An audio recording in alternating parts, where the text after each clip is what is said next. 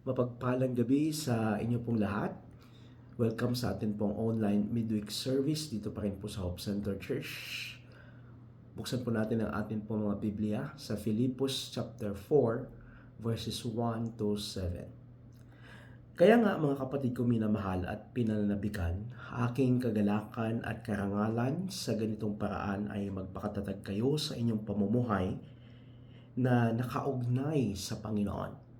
Nakikiusap ako kina Euodia at Syntyche na sila ay magkasundo na bilang magkapatid sa Panginoon.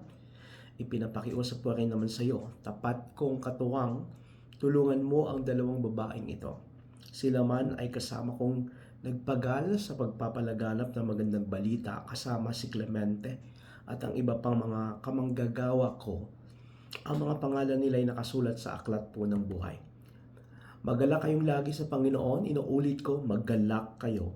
Ipadala ninyo sa lahat ang inyong kabutihang loob. Malapit ang dumating ang Panginoon. Huwag kayong mabalisa tungkol sa anumang bagay. Sa halip hingin ninyo sa Diyos ang lahat ng inyong kailangan sa pamamagitan ng panalangin may pasasalamat.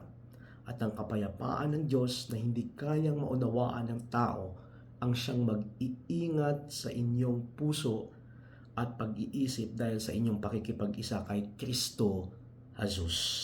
Pinagpala na po ng Panginoon ang pagbasa natin ng kanya pong salita.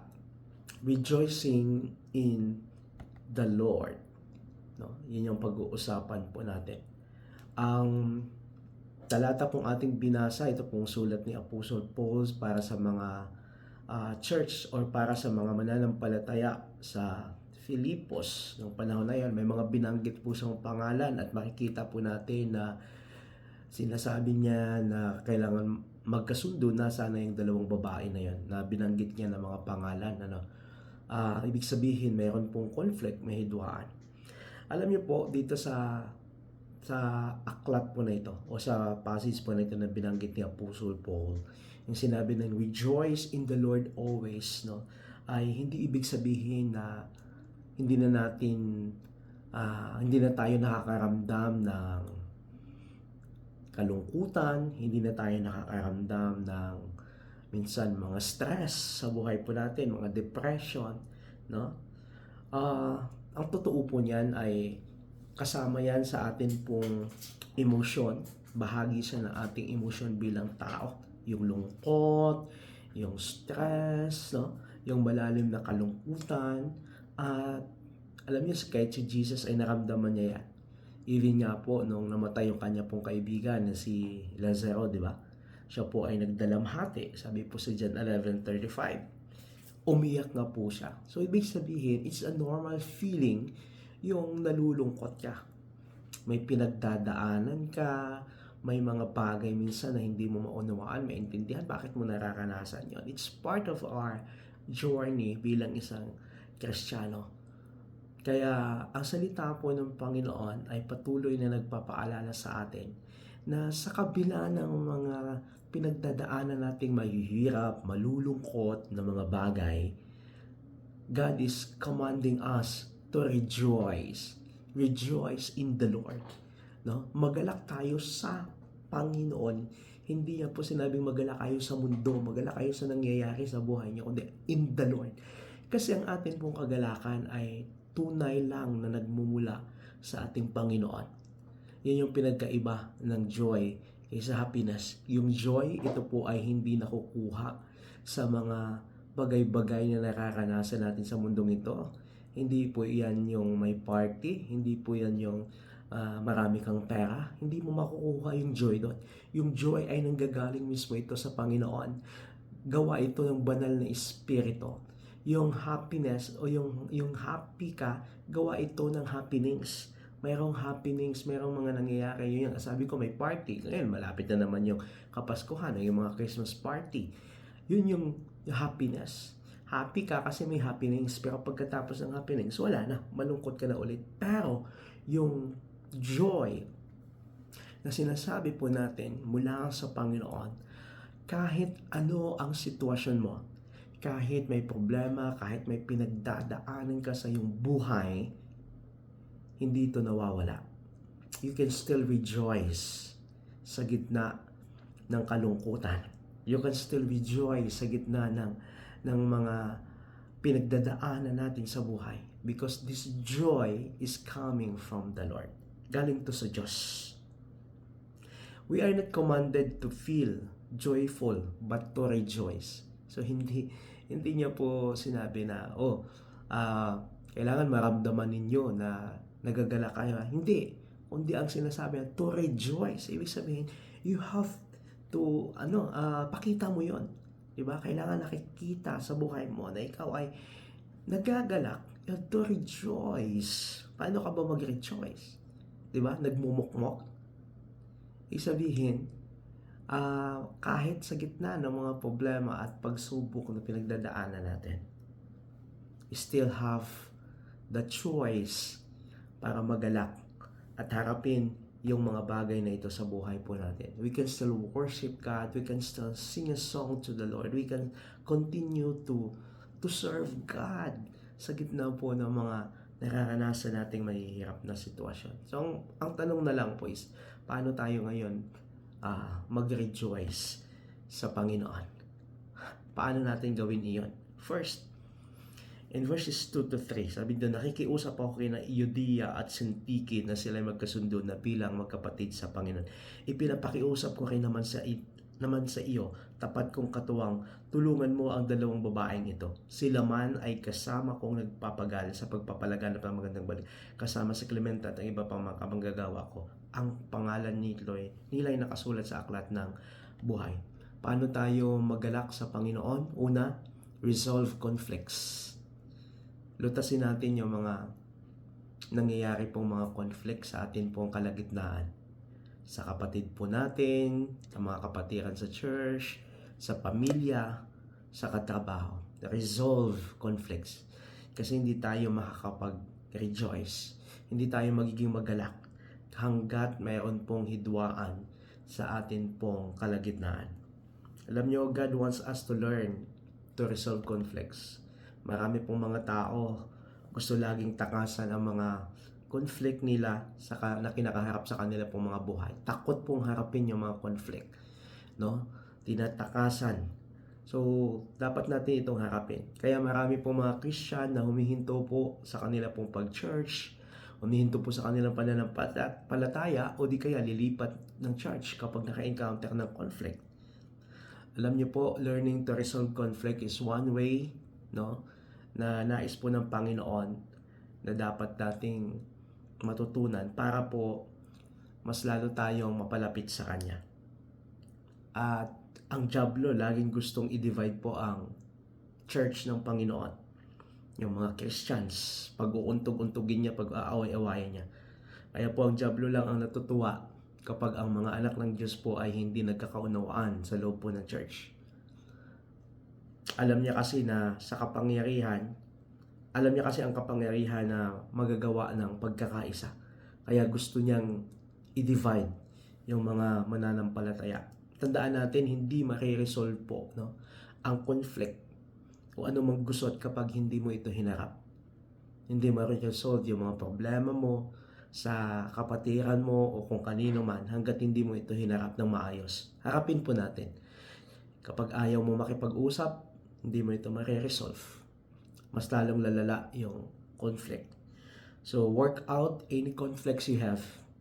No, i-work out natin yan. Harapin po natin yan. Kasi ito po ang nagnanakaw ng joy sa atin po mga puso. Huwag po natin itong takasan. I-work out po natin.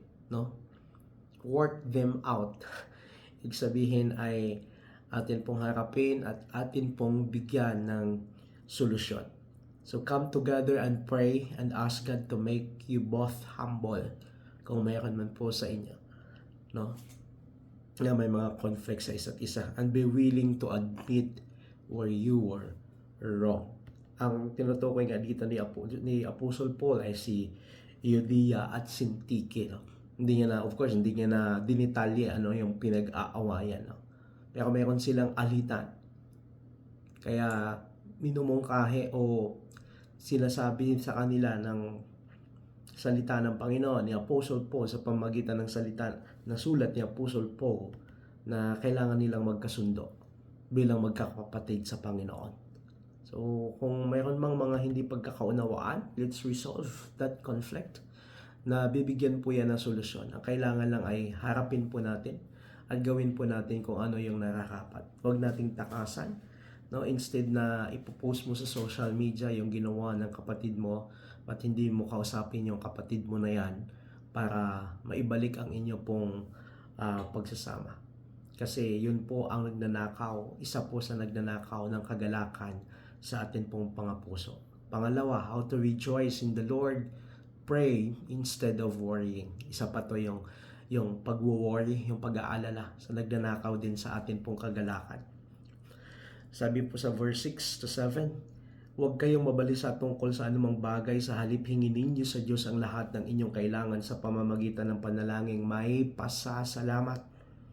At ang kapayapaan ng Diyos na hindi kayang maunawaan ng tao ang siyang mag-iingat sa inyong puso at pag-iisip dahil sa inyong pakikipag-isa kay Kristo Jesus. So katulad po ng resolve conflicts sa point number 1 po natin, ang pag-aalala din po ay isang malaking nagnanakaw sa atin pong kagalakan. Pag nag-aalala ka, of course, wala po yung joy sa puso mo. Since joy is found in the Lord, sabi doon, di ba? Joy is found in the Lord and not in our circumstances. We need to walk in closeness to the Lord. No? So, ang joy ay hindi po matatagpuan sa atin pong mga bagay-bagay na nangyayari sa buhay po natin kundi sa Panginoon. Sa Diyos lang natin ito makukuha. Kaya kailangan nating lumakad ayon po sa sinasabi ng Panginoon. Dapat tayong mas lalong mapalapit sa Diyos. Instead na lalayo tayo sa Panginoon kapag may pinagdadaanan tayo, ito po yung panahon na mas lalo tayong lalapit dapat sa Kanya. Kasi yung joy ay mararanasan na natin sa Panginoon. Hindi sa atin pong mga pinagdadaanan sa buhay o sa anumang meron tayo. Kailangan natin magbasa po ng Biblia at manalangin. Yun yung lagi nating sinasabi. Napakahalaga po ng salita ng Panginoon sa araw-araw nating buhay. Ito po yung ilaw sa atin pong dinadaanan. Salita ng Panginoon. Ito po yung magbibigay sa atin ng guide. Ito yung compass ng buhay po natin. Ito po yung magbibigay din sa atin ng encouragement. Kaya marami pong mga tao, pag may pinagdadaan sa buhay, ay pag nabasa nila yung salita ng Panginoon, muli sila nagkakaroon ng panibagong pag-asa. Kasi may kapangyarihan po ang salita ng Panginoon. We have to pray. Yan yung kinocommand sa atin ng Panginoon. No? Kailangan nating manalangin. And 1 Peter 5:7, sabi doon, casting all your anxieties on Him because He cares for you. No? Atin daw po idulog, atin po ibigay ang atin pong mga alalahanin sa buhay sa Panginoon sapagkat siya po ay may pakialam sa atin. He cares for us. Sabi doon sa verse 8, be sober-minded, be watchful. No? Kailangan mayroon kang kaisipan na mapagmatyag. No? Prayer is a tool we can use to defend ourselves. Kaya we need to pray. Sa panahon na may mga pinagdadaanan ka sa buhay, instead na tumakbo ka palayo sa Diyos, tumakbo ka palapit sa Panginoon. Siyang unang-una nating takbuhan. No, we have to pray because prayer can take all our worries in our lives. Maaalis po nito ang pag-aalala sa buhay po natin. No? Kung hindi man maaalis agad-agad, mababawasan man lang sa pamamagitan ng ating panalangin. No? Sa panahong tayo ay nananalangin, binibigyan tayo ng kapayapaan ng Diyos. Kasi ang kapayapaan, yung joy, ay nanggagaling sa ating Panginoon. We need to pray. Ano man pinagdadaanan mo ngayon, ano man ang iyong sitwasyon ngayon, just pray. Just pray to God. Ilapit mo sa Panginoon, idulog mo sa Panginoon pinagdadaanan mo. Pangatlo, paano tayo magalak sa Panginoon? Be grateful always. Maging mapagpasalamat po lagi. Huwag kayong mabalis sa tungkol sa anumang bagay, sa halip hingin ninyo sa Diyos ang lahat ng inyong kailangan sa pamamagitan ng panalangin may pasasalamat. At ang kapayapaan ng Diyos na hindi kayang maunawaan ng tao ang siyang mag-iingat sa inyong puso at pag-iisip dahil sa inyong pakikipag-isa kay Kristo Jesus. In verse 6, no, Paul says, sabi niya doon, with thanksgiving, let your requests be made known unto God. Ang atin daw pong, sa pamamagitan daw po ng ating pasasalamat, no? Hayaan natin na ang atin pong mga requests, mga prayers natin sa Panginoon ay mahayag ito sa Diyos. So, ang kagalakan po, mga kapatid, ay bunga po ito ng mapagpasalamat na puso. No? So, napakahalaga po na dapat tayo ay maging mapagpasalamat. Ano man ang iyong sitwasyon, pasalamatan mo pa rin ang Panginoon. Pasalamatan mo ang Panginoon kasi nagising ka pa rin kahit may problema ka. Kahit hindi maganda ang pakiramdam mo, nagising ka pa rin. No? In Ephesians chapter 5 verse 20 says, giving thanks always and for everything to God, the Father, in the name of our Lord Jesus. So, kinukuman talaga ng Bible yung maging mapagpasalamat. Kasi, the moment na ikaw ay mapagpasalamat, yung hindi mo tinitingnan yung ilang problema yung nararanasan mo. No? Kundi, sa kabila ng mga problemang nararanasan mo, ay nakukuha mong pasalamatan ng Panginoon. Doon magsisimula ang kagalakan sa iyong puso, sa iyong patuloy na pagpapasalamat sa Panginoon sa kabila ng iyong pinagdadaanan sa iyong buhay. Kaya, yun din yung sinasabi sa Philippians chapter 4 verse 4 as being one of the hardest verse to actually practice in the Bible. Yung Philippians chapter 4 verse 4. Diba? Na talagang kinukuman sa atin ng Panginoon to rejoice. No? Magalak kayo lagi sa Panginoon. Ang hirap pong magalak sa gitna ng problema. Totoo po yan. Kaya nga, kailangan nating lumapit sa Panginoon. Kasi ang kagalakan ay nagmumula sa Diyos at hindi sa iyong sariling gawa. Hindi sa mga nararanasan mo, kundi dahil sa nanggagaling ito sa Panginoon. Only God can give us the real joy in our lives. Magpasalamat po tayo sa lahat ng pagkakataon. So, paano po tayo maging magalak sa Panginoon? How to rejoice in the Lord? Paano natin maranasan yung kagalakan na yan? First, let's resolve conflicts. Lahat po ng mga conflict na nararanasan natin, mga singgalot sa buhay po natin. We need to face it and resolve it. That's the first one. Pangalawa, pray instead of worrying. Manalangin ka. May pinagdadaanan ka ngayon, just pray. Pray to God. Kasi ang Diyos ang magbibigay ng kapayapaan sa atin every time na tayo po ay mananalangin. Kaya sabi doon ni Paul, kapag nanalangin tayong may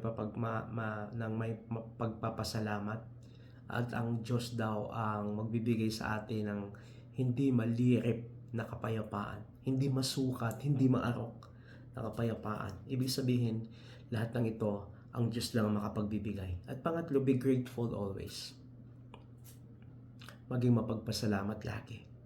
Ano man ang sitwasyon mo sa buhay, maganda man o hindi, huwag mo kalimutang pasalamatan pa rin ang Panginoon.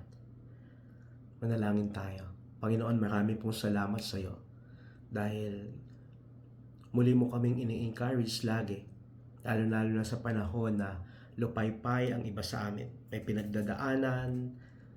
Salamat sa iyong salita na nariyan lagi. Dalangin ko, Panginoon, na sa kabila ng amin pong mga nararanasang sitwasyon, yung iba sa amin maaring may mabibigat na pinagdadaanan, but still, O God, nandyan ka para i-comfort ang bawat isa. Dalangin ko na sa oras pong ito, nawa ay maramdaman ng mga anak mo, Panginoon, ang iyong pagyakap, ang iyong presensya sa kabila po ng mga nararanasan nilang sitwasyon. Ikaw po, Panginoon, ang patuloy na magbibigay ng lakas at patuloy mo silang i-encourage dakilang Diyos na magpatuloy sa kanila pong takbuhin sa mundo pong ito sa kabila ng mga hindi magandang mga pangyayari minsan sa kanila pong mga buhay, sa aming mga buhay, Panginoon. Patuloy mo kaming i-remind na ikaw ay laging present sa bawat sitwasyon na mayroon po kami, Panginoon. Patuloy mong palakasin ang loob namin sa panahon na pinanghihinaan kami. Dakilang Diyos, dalangin ko din pagalingin mo yung lahat ng mga may sakit sa oras pong ito, Panginoon. Hipuin mo ang kanilang mga katawan na mayroon pong mga karamdaman sa mga oras pong ito. In the name of Jesus. In the name of Jesus. Asayaan mo, Panginoon, na patuloy na lumago kami sa aming pananampalataya sa iyo. Hayaan mo, Panginoon, ang bawat mga pagsubok na nararanasan namin ay magdala sa amin sa iyong paanan para mas lalong magtiwala at manampalataya sa iyo sa kabila ng mga pagsubok na ito. Thank you so much, God. We give you praise, glory, and honor in Jesus' name. Amen. Amen. Huwag muna kayong umalis, meron na tayong announcement. Tayo na po ay mananalangin. Dakilang Diyos, sa iyo po kami nagtitiwala. And we believe, O God, sa oras pong ito ay napakinggan mo na at may sagot ka sa mga panalangin namin, Panginoon. Salamat po sa encouragement. Salamat po sa iyong presensya sa gabi pong ito. Sa iyo po namin pinagkakatiwala ang lahat sa amin pong mga buhay. Inaamin namin wala kaming magagawa apart from you, O Lord. Thank you so much, God.